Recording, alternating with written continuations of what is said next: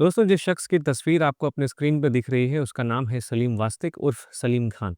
इस शख्स की कहानी किसी फ़िल्म से कम नहीं है। इस कहानी को मैं आपको शुरुआत से बताता हूँ। 1995 में एक 13 साल के बच्चे का अपहरण यूपी के एक शहर में होता है और उस बच्चे के बाप से 30,000 की फिरौती मांगी जाती है।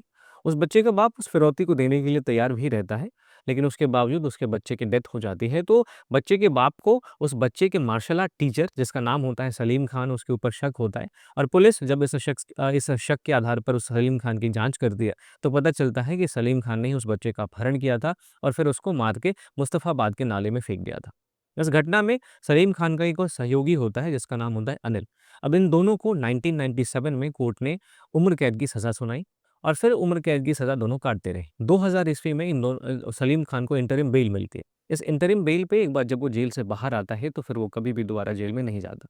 जेल से भागने के बाद, इंटरिम बेल पे बाहर आने के बाद वो अपनी पहचान बदलता है और हरियाणा और यूपी के कई गाँव में घूमता रहता है।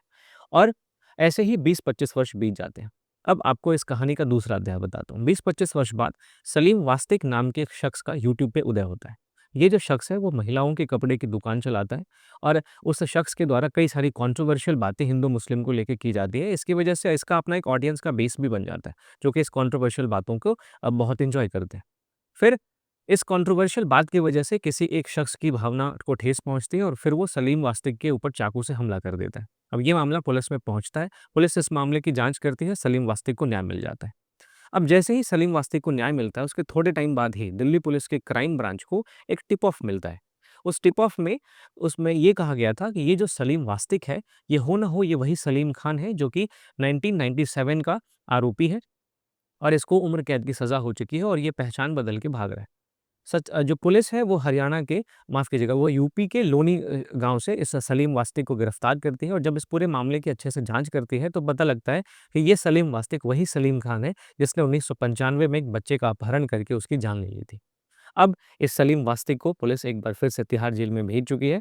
तो दोस्तों, आपने देखा कि कैसे इस कहानी में एक नया मोड़ आता है जब सलीम वास्तिक के बारे में पुलिस को एक नया टिप ऑफ मिलता है और ये 30 साल पुराना केस अब जाके आज पूरे 31 सालों के बाद अब सॉल्व होता है।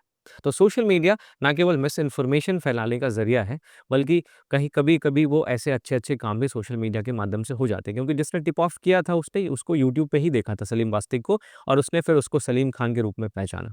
ऐसे ही वीडियोज़ के लिए आप मुझे सब्सक्राइब कर सकते हैं।